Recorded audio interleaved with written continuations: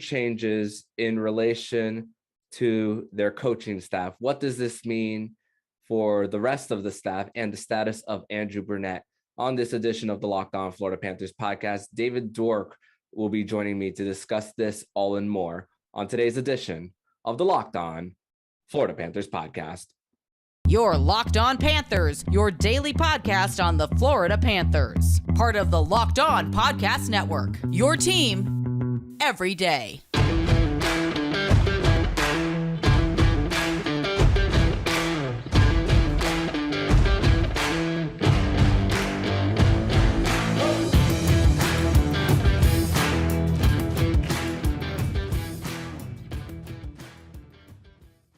And welcome into this Monday, June 13th edition of the Locked On Florida Panthers podcast, part of the Locked On Podcast Network. We're your team every day. Thank you for making the Locked On Florida Panthers podcast your first listen of the day. I'm Armando Velez from PantherParkway.com, and you can follow me on Twitter at MondoMan12. Follow the show account on Twitter at LO_FLA Panthers. And thank you for making the Locked On Florida Panthers podcast your first listen of the day. Don't forget to also subscribe to Locked On NHL and the Crosscheck NHL show with Andrew Berkshire and Mary Clark, who will be covering all the postseason activities around the National Hockey League. So, Cats fans, we have a little bit of developing stories when it comes to the status of where the Florida Panthers are going in the direction with their coaching staff. Kevin Weeks did tweet out saying that Ulf Samuelsson and Derek McKenzie have been let go from the Florida Panthers coaching staff. So that's a little bit of breaking news for the Panthers as far as Sunday. And this is a good time to bring in David Dwork of WPLG Local 10, the Chirping the Cats podcast, and the Odd Man Rush on the 5 Reasons Sports Network. David, how are you doing today? I'm good, Mondo. Thanks for having me on, buddy. Thank you as always for coming on. So it's crazy. This is a weird part of the off season. You know, we're for those listening, we're recording this on a Sunday night. It feels weird. Usually at this time, I wouldn't ask David to come on because there would be games of like Stanley Cup playoffs or the NBA Finals or something like that. So this is kind of like the dog days of summer, as some people say. How are you feeling as far as we're getting like towards the end, and where your mind shifting as we go towards summer? Oh, my mind shifted today to try to figuring out what the hell I'm going to watch, because there's no, like you said, there's no games on at all. There's like maybe one MLB game. I don't think there's any soccer games, no fights. And this is just kind of like, you know, it's not like an anomaly. This is like a kind of like a preview of like the next couple of months, what life is going to be like. Like, congratulations, you'll get your random soccer games and all the baseball you can watch in a week. No hockey, no basketball, no football for another couple months. So yeah, I'm just trying to figure out like, what do I need to finish? I need to finish The Sopranos. I'm on season 4 of that. There's a new Disney Plus Marvel show that came out, so that should be fun. But I mean, that's basically where my head is at right now. Have you been watching Kenobi? No, I haven't. I'm like, I'll watch Star Wars stuff. I'm not like a huge Star Wars fan or anything. Like, I'll catch it. Like, eventually I watched The Mandalorian and it was really cool. Like, I like it. I'm just not like, I got a lot more into like the Lord of the Rings. I thought that was really cool. I'm really into like the superhero type stuff, the Marvel more than DC, but yeah, for whatever reason, I never really like latched onto it like that, Oh man. I like Star Trek too. Like, I like them both. Like, I watch the movies and the TV shows and like, it's all entertaining. I'm just not like, I guess I didn't like go over to the dark side and become like, a Star Wars, super fan or a Trekkie or any of that. I love the reference that you use. I'll give you an A for effort on the reference on that. I like it. So let's get right into it. The hockey when it comes to the Florida Panthers. So like I said at the top, Kevin Weeks and tweeted, which his breaking news videos are awesome. They're the best. But he was tweeting saying that Ulf Samuelsson and Derek McKenzie, former captain Derek McKenzie, they were let go from the Florida Panthers coaching staff. No news on goaltender coach Robert Tallis as of yet. So, and there was a tweet from an athletic reporter who came out of Vancouver talking about the status of Ulf Samuelsson. So these decisions were already made days in advance. So part of me thinks that there's already a decision in place for what the coaching staff is going to be. But what's your optimism of Andrew Brunette at this point in time? Because I said that I thought he was going to be the coach, but I was starting to like have a little bit of doubts in the last few weeks, and now I don't know which direction to go. I don't even know who's the guy making the decision to let those go. What have you been? How have you been processing the news? Well, first, the guys making those decisions are Bill Zito, and like more than likely Matt Caldwell is always involved in the coaching decisions as well, and other members of the front office. But like those are the guys that are making the final decisions. And in terms of processing it, I mean, it's been interesting. Trying to get ahead of the news is always a fun thing when it comes to whether it's free agency or in this case a coaching change or anything that's going on. But it's been hard to come by, and at least in terms of on the team side, like they've been very tight-lipped about the process. It has been ongoing for the last couple of weeks. It's interesting to see kind of how it's shaking out. And Weeksy, I mean, we love Kevin Weeks. He's very well plugged in, which is why, his reporting, you trust it. So I wouldn't bet against what he's saying being true. And that being the case, it makes you wonder, like, okay, they're keeping half the coaching staff, dumping half the coaching staff for now. What kind of message is that sending to Andrew Brunette? What kind of communication has there been to this point? I've been saying till now that I thought he would probably get a pretty good consideration for the job, that I thought he as he should, based on both his accomplishments last season and the relationship that he already has with all the other players that are there. This makes me wonder maybe if the Panthers brass are hedging their bets a little bit, whether or not they want to retain him as the head coach, whether they'd say, well, we'd still love to have you on our bench because the players love you, these systems, what we want to do, maybe not as head coach, if that would even be something that they'd look into. And that would obviously have to be something that would be run by whoever the guy they hire to be the new head coach. So there's a lot of elements to it. With Rob Tallis, the goalie coach that you mentioned, I think that's almost like a sidebar to it, only because the goaltending excellence department that the Panthers founded, the first team to do something like that, like he's a big part of it. He's been with this organization longer than anybody on that coaching staff or really in the front office. So I mean, it's something that I've been kind of trying to wrap my head around since, this has all started, just wondering how that would go, just because the goaltending department has really become, I don't want to say its own entity, but it's certainly a specialty that this front office offers its players that play goaltender. And Robbie Tallis is a huge part of that. And you also have to consider, Sergei Bobrovsky just had maybe the best season he's had in several years. He's been working every day with Spencer Knight. There's a lot of those elements come into play as well. So I'm curious to see how it shakes out. I hope, I'd love to find out, sooner rather than later if there's anything to find out. But no, it'll be interesting. Hopefully we get a lot of these questions answered as it plays out over the next probably a couple of weeks. I'm glad you mentioned about Bobrovsky and Spencer Knight and working with them, because you answered a question that I was already going to ask in relation to that. So, but I do think about this, because you're not the first one to talk about if the next coach coming in, if there is one, big if, keeping Andrew Brunette as an assistant. I think about it as for dignity purposes, is even on an interim basis, if you're serving as the head coach of a team and then you get pretty much the whole season. I mean, 82 minus 7. I'm not good at math. 75 games for Andrew Brunette in the regular season, plus those 10 playoff games.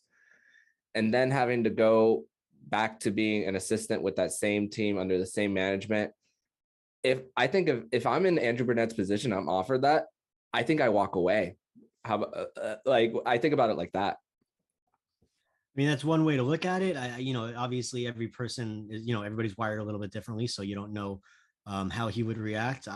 Personally, I think when, that's kind of the pinnacle when you're, striving to reach certain points of your career. If you're a coach, you want to be an NHL head coach, you want to be behind an NHL bench, and he's there.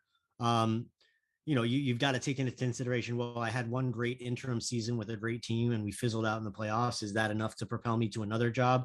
Or would he just be catching on with another team to be somebody else's assistant and start that process all over again.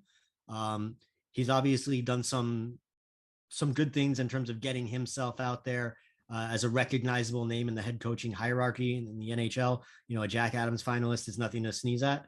I really don't know. I think, I would assume, just being that he's a very thoughtful guy, that he would consider any offer or any situation presented for him, and discuss it with his family. No, but that, I don't know. It would not surprise me to see him behind the bench, whether he's a head coach or not. I don't think, just kind of going with my gut here, I don't think he would turn it down. Obviously they would be catering something towards him, right? Yeah, it's tough to talk about the power play just because of how god awful it was in the playoffs. But I think you consider how good it was during the regular season, and something that Bruno said after when we spoke to him in the end of season meetings or whatever, the exit pressers. One thing that he said that's just really stayed with me to this point was when he was just kind of talking about how he assessed the job that he did. He said one thing that he would do differently was he would not let he'd block out a lot of the noise and trust his gut more. And that can be kind of taken a couple of different ways in terms of like how the people that would be deciding on his job will look at it, right? Because you can say, well, on the one hand, it seems like if you believe what he's saying, and I'm sure that'd be discussions to have to figure out, where he's coming from with that. But that was essentially saying, well, then there was a lot of meat left on the bone and there's a lot more to be accomplished, right? On the other hand, you're thinking, well, shit, do I want somebody that, is going to be just kind of pushed over like that? And everybody's going to learn their lessons. I'm just saying that there's two, sides to that coin, right? I don't know. I just think that there, between what he's been growing with them for 3 years now, just as a coach, as a person, the relationships that they've built, I think it would behoove them to try to find a way to keep him around, whether or not they want to make him the head coach or not. Try to keep him on as an assistant. I think that would be the best for everybody involved if they could keep him behind the bench. And now that he got a little bit of that experience, whether he does stay as an assistant or not, if by next year there's more head coach firings around, he's going to be considered being interviewed elsewhere. So even though he was very accountable, which is something you like to see when it talks about his mistakes. And of course, it's easy for people on the outside like us to say, oh, don't fall into the public pressure of what we think you should do. It's easy for us to say, like watching this team. But of course, how it also shows the inexperience there for Bruno there of how, when he took the helm of, okay, am I going to put this as my authentic sense of hockey into this team as well, or am I just going to be too much influenced by the outside? That's something that every coach has to kind of like measure when it comes to making decisions, because it's easy for us to just say, hey, this is what you're doing wrong, go out and do it. Yeah, and when you think about it, like, he probably didn't have to deal with a lot of those stressful situations until well into his tenure as interim head coach, just because, at least right out of the gate, the team was still humming right along. The only real adversity that he had to face coaching wise, in the first half of the season, you could say, was completely out of his hands, was when they were, the combined COVID and injury issues that, accumulated right before the holiday break. They lost a few games there and they looked pretty crappy. But not like he was making bad coaching decisions. He had nobody to play. So it may have been, and again, this is just me spitballing, but maybe it had been kind of smooth sailing comparatively early on. And then once you hit the rocky times in the second half and you start worrying about playoff seeding and standings and you're getting into that mode, perhaps the lack of high pressure experience and again, every game in the NHL is a high pressure situation, but yes, things just get turned up a little bit when you get to the end of the season and the playoffs. And, you can talk about it all you want, but until you live through it. Yes. And again, this is just me repeating what I've heard from players, I've heard from coaches, I've heard from executives, that until you've actually gone through that experience, You just can't plan for it. You can't prepare for it. And so, it's just going to come down to, do they, to the decision makers, the Zito and Caldwell and company, do they believe that Brunette has more to bring and that he can be the guy to lead them? Or do they want the more established voice? And there are, a few names out there. Interestingly enough, I think the only name that I've heard linked to the Panthers was it Dave Haxtell or Jeff Blashill. Jeff Blashill, yeah. Yeah. Getting my coaches mixed up. But yeah, Jeff Blashill from Detroit. And I mean, that really does not make much sense on the surface. So you would think that they're, and knowing Bill Zito and knowing how that front office has operated since he's taken over and how meticulous they are about going through all the processes. Like, if they're considering a new head coach, then it's not just one guy. That just kind of goes to show how tight-lipped a front office Bill Zito has created. It's really hard to get information out of them, but I would think that they're, if they're going that route, that they're exploring a lot more than one guy. Mm-hmm. That's for sure. And lots of questions to be answered in relation to that sphere of the coaching for the Florida Panthers. But in the next segment, because David is on the show, we have to have a goalie segment. Of course, we have to. David's favorite here. But we're going to talk about that next on the show. But first, we're going to tell you all about Athletic Greens. And Athletic Greens is a product that I've used literally every day. And I started AG1 because I got a little bit of a bad habit with drinking a lot of coffee. So I had to do a little bit of transition. So I started taking AG1. What is this stuff? With one delicious scoop of AG1, you're absorbing 75 high quality vitamins, minerals, whole food source superfoods, probiotics, and adaptogen to help you start your day right. This special blend of ingredients support your gut health, nervous system, immune system, your energy, recovery, focus, aging, all the things. To make it easy, Athletic Greens is going to give you a free 1-year supply of immune-supporting vitamin D and 5 free travel packs with your first purchase. All you have to do is visit athleticgreens.com/NHL network. That is athleticgreens.com/NHL network to take ownership over your health and pick up the ultimate daily nutritional insurance. Thank you for making the Locked On Florida Panthers podcast your first listen of the day. And we have an important favor to ask you. We put together a survey so we can learn more about listeners like you and make your favorite Locked On podcast even better. This is your opportunity to tell us what you like and don't like about Locked On Podcast. Go to lockedonpodcast.com/survey right now to get started. It won't take very long, and everyone that completes a survey can qualify for a chance to win one of 10 $100 Ticketmaster gift cards to take our audience survey. Go to lockedonpodcast.com/survey. Thanks for your help. All right, continuing this conversation on Locked On Panthers, it's our goalie segment for when, because it's David Dwork on the show here.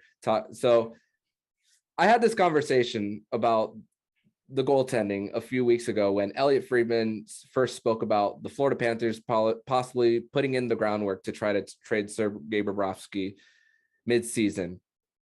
And I think I thought about it, and I was just thinking, with 4 years left, it's going to be a little bit hard to trade that contract with the no movement clause. What was your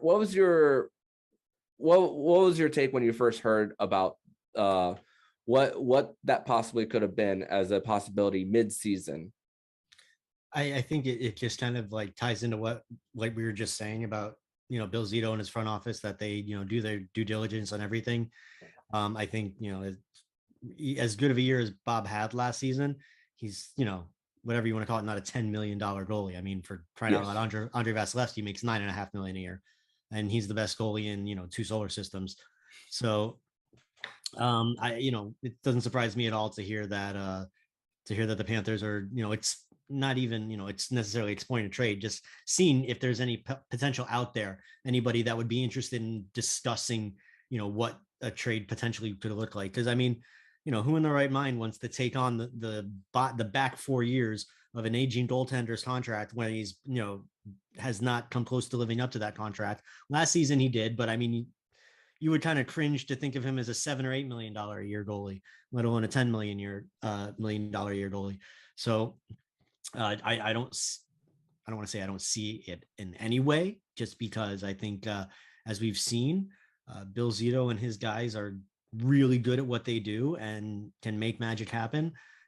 So, by all means, let's not discount them, but that will take some work. I think, getting into that whole cap conversation, and you said earlier you wanted to touch on it. I think there's other options that they're more easily explorable to give you some cap relief than it would be to do something with Bob and his contract.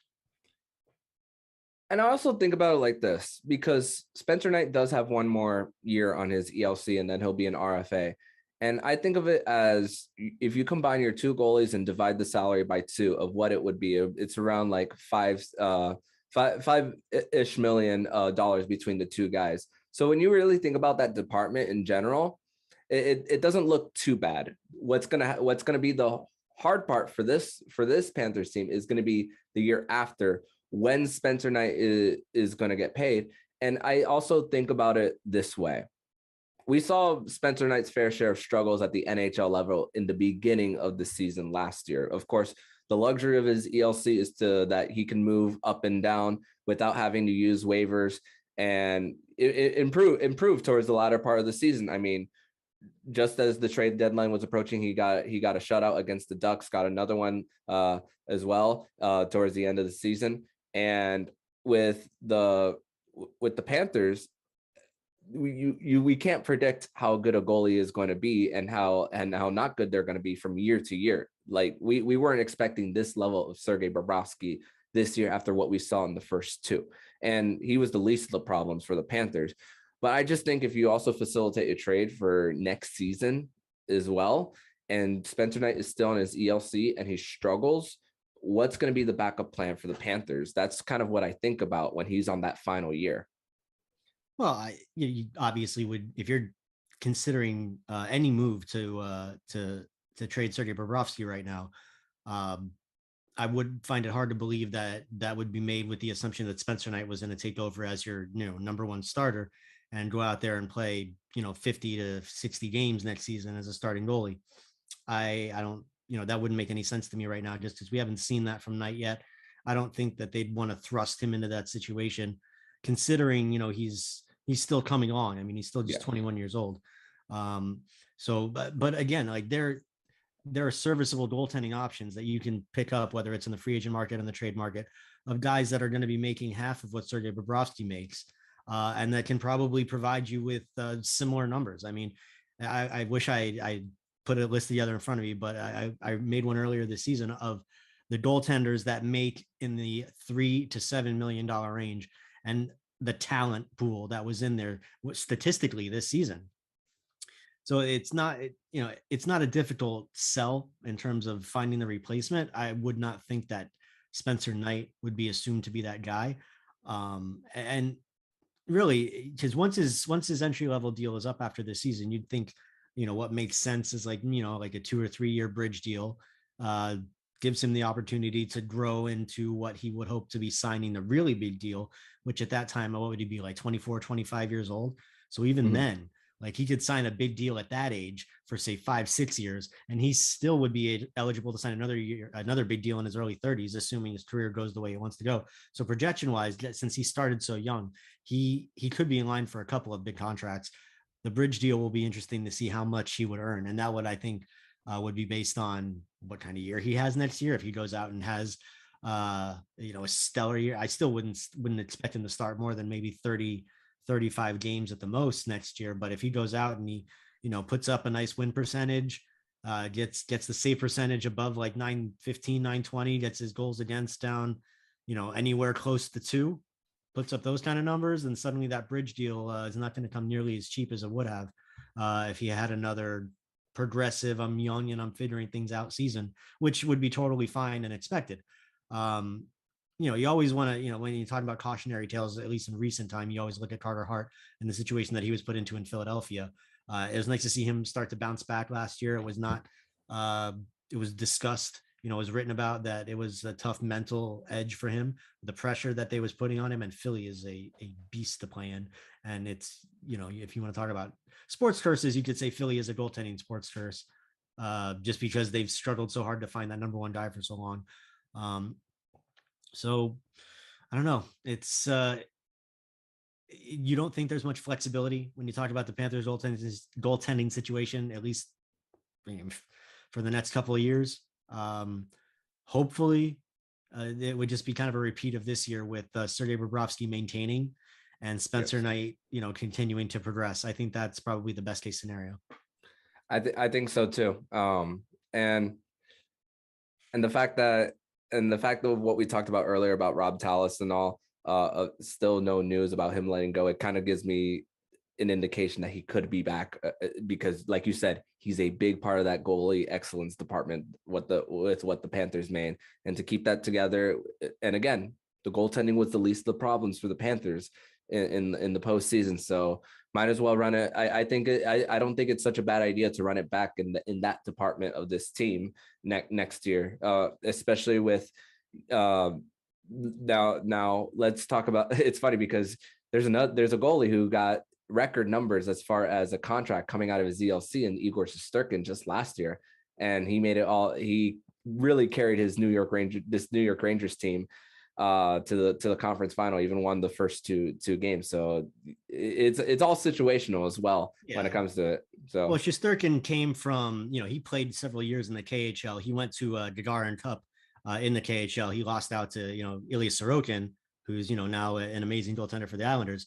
But I mean, these guys, when they signed their ELCs in the NHL, it wasn't like Spencer Knight was a kid, out of 1 year in college. Now he's 20 years old in the NHL. These guys were, well established. They were in their mid-20s. They had, long been playing pro hockey. So it's a slightly different situation. And I mean, you could argue for both goalies that they're really earning those paydays. Mm-hmm. That no doubt. That's for sure. And it's just a pleasure to watch. We'll actually talk a little bit more of the conference final and the upcoming Stanley Cup Final in segment number 3, and talk about maybe a little bit more goalie talk, but this time not Florida Panthers related. But first, we're going to tell you all about BetOnline. And BetOnline.net is your number one source for all your sports betting stats and info. Find all the latest sports developments, news, odds, including this year's basketball championship matchup, NHL Stanley Cup Final, Major League Baseball, and of course, the latest fighting news from MMA, UFC, and boxing. BetOnline is your continuous source for all your sports wagering information, including live betting, esports, and more. Head to the website today or use your mobile device to learn more about the trends and action. BetOnline, where the game starts. Third and final segment here on the Locked On Florida Panthers podcast. I'm Armando Velez. I got David Dwork from WPLG Local 10 here on the show. So we talk a little bit about the Florida Panthers and their cap situation and all. So they're going to have to get a little bit creative. It's going to be one, maybe two more trades. And of course, Claude Giroux spoke out the other day about trying to keep him, and where that he has the desire to stay with Florida. But of course, things can change from now until the day that free agency opens. So I try not to get a little too excited when I saw that original article by Pierre LeBrun of The Athletic. But if the Panthers have to, of course, make trades and, of course, want to contend again next year, which they will, especially with the direction that Boston is going in, I expect the top 3 to still be there. This is where really drafting and developing for the Panthers is really key.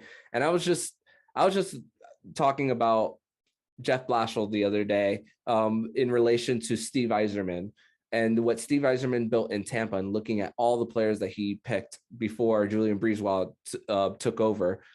And this is where the Panthers, now that they're in this upper echelon in the Atlantic, even the Eastern Conference, they're there. Now the expectation is just to continue making the playoffs and eventually get the second round. We're kind of now in a different mindset when it comes to this team.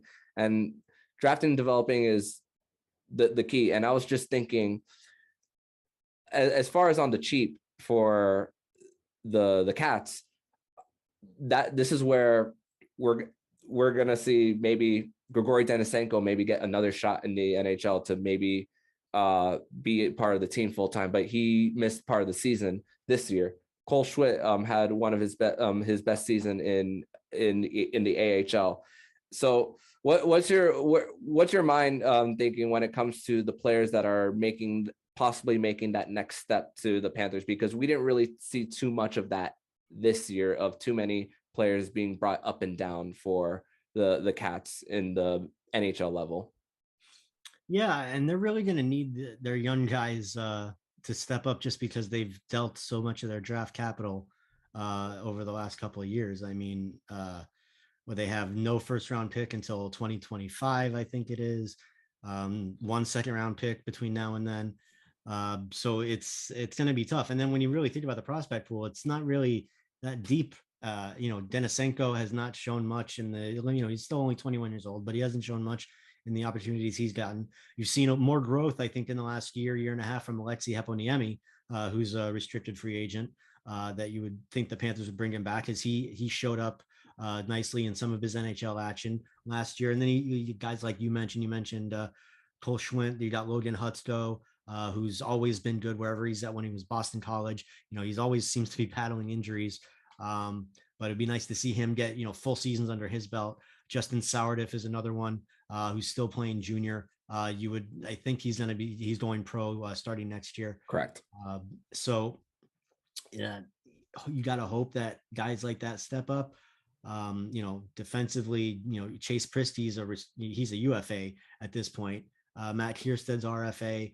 I'm trying to think, like, just at that back level. I mean, yeah, it's tough, right? Lucas Carlson, he's an RFA. RFA. John Ludwig only played 3 games this season. So yeah.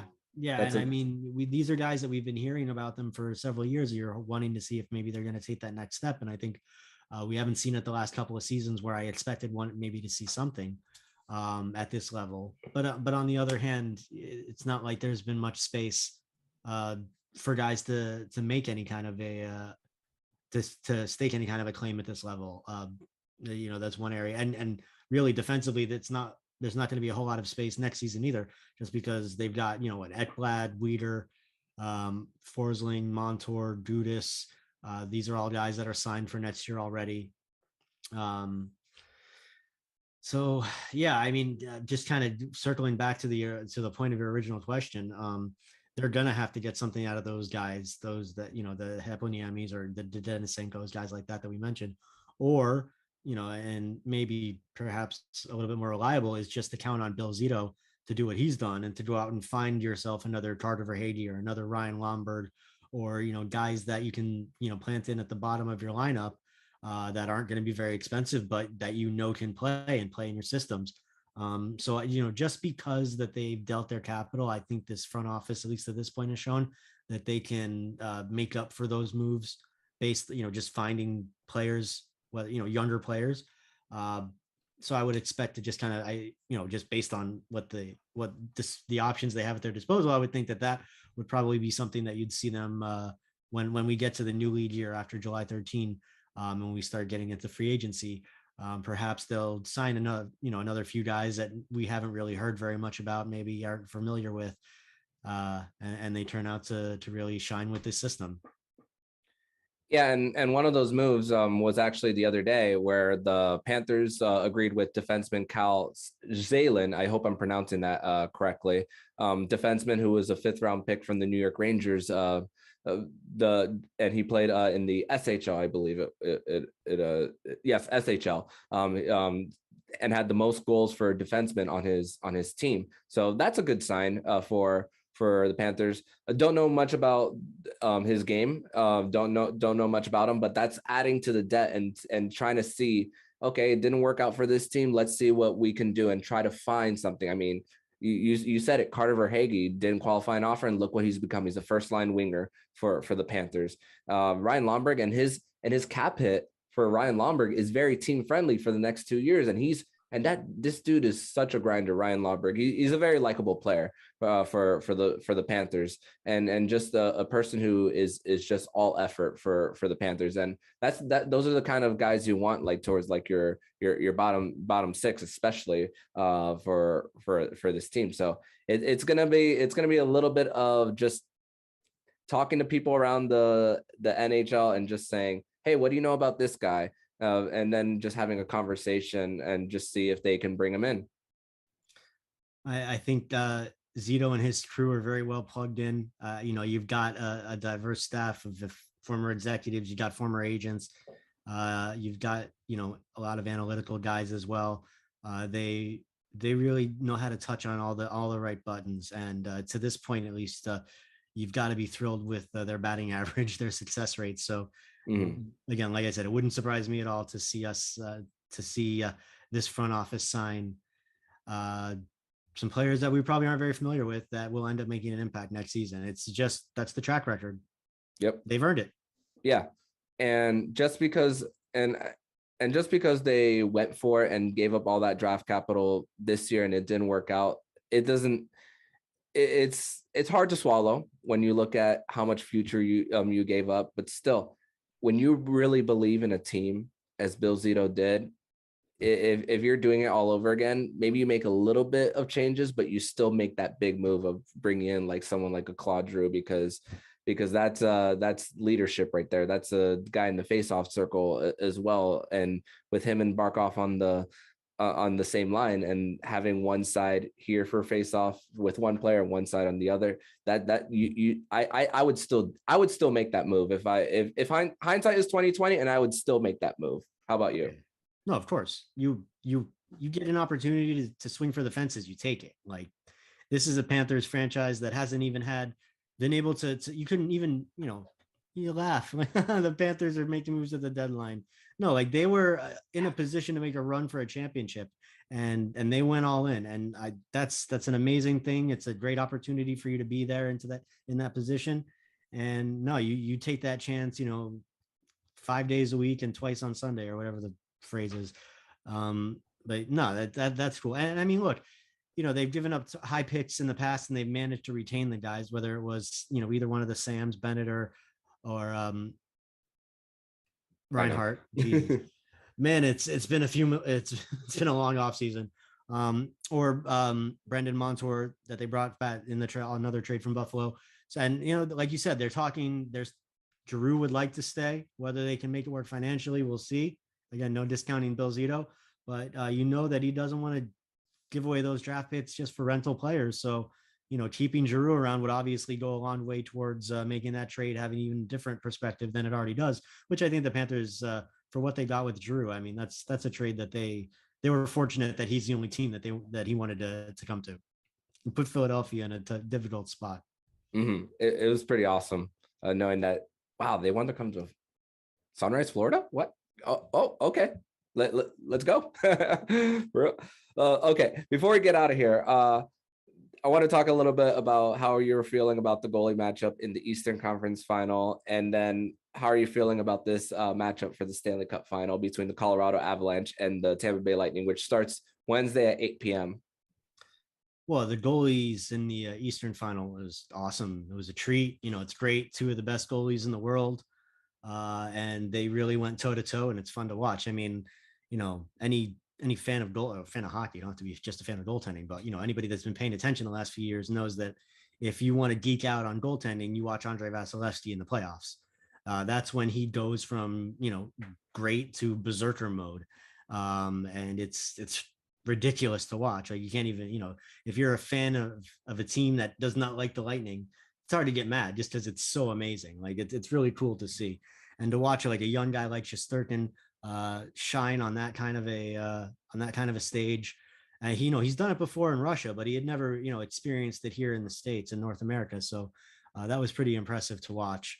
And now we get to see Vasilevsky in the finals, and it's a curious goaltending matchup, because when Kemper got hurt for Colorado, Francouz came in, and Francouz he's been one of my favorite backup goalies the last few years, not just because he wears my number 39, just because he's really fun to watch. He works hard. He's been great for Colorado, and he played great for them in the playoffs when he got put in there after that odd eye injury, which is so scary. Anytime you see anything go through a goalie mask, it just makes you cringe. But yeah, I think they've both started the same amount of games. I think they both have 6 wins for the Avs and on their march to the final.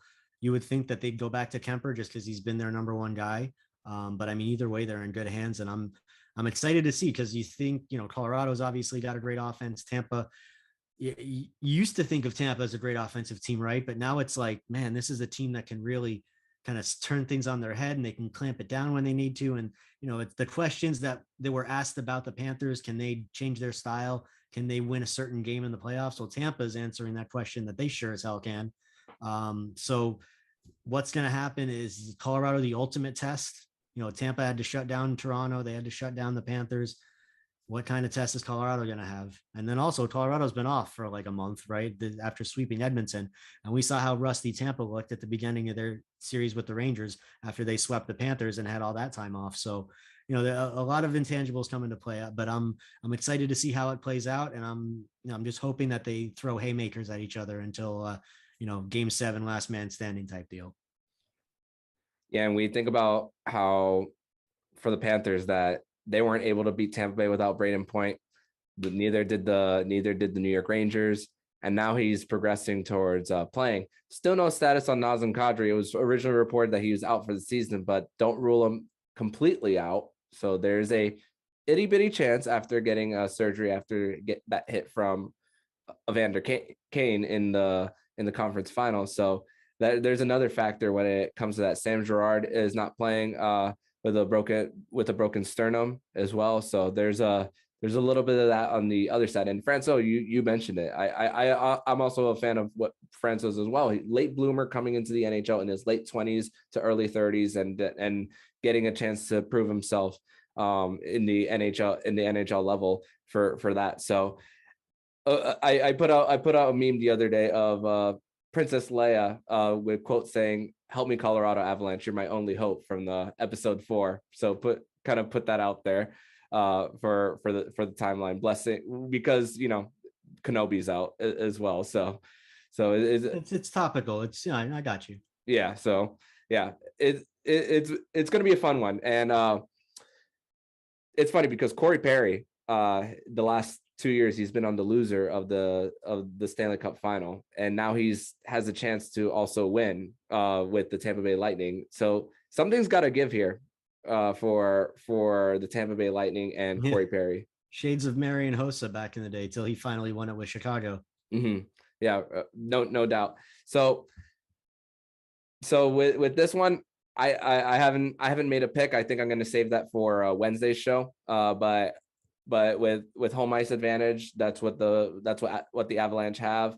Tampa, are they going to be too tired going into this Stanley Cup Final after winning 2 straight, one in a COVID bubble, 2 shortened off seasons? So that's things to consider as well for Tampa Bay. So it's gonna be fun. It's gonna be a lot of fun for sure. But David, I want to thank you for joining this episode of the Locked On Florida Panthers podcast. Always a pleasure having you here.